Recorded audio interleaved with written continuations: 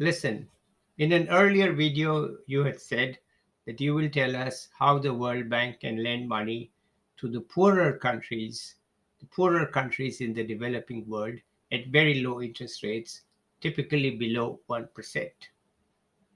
Now, I had also told you that the World Bank borrows its money from the international capital markets and then lends it on to the developing countries. Now, it cannot borrow at below 1%. So, how can it lend at below 1%? The answer is it lends below 1% only on limited amount of its money on which the well-off countries provide some support. And they can provide the support, I think, in three different ways. One, they can just give a grant to the World Bank, and the World Bank can then pass it on to a selected set of developing countries as a grant. No repayment, no interest rate, just a pure grant.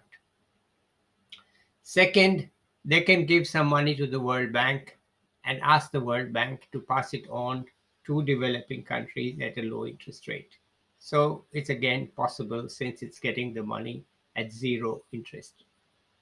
Third, the well-off countries can pay the interest on the money that the World Bank has borrowed.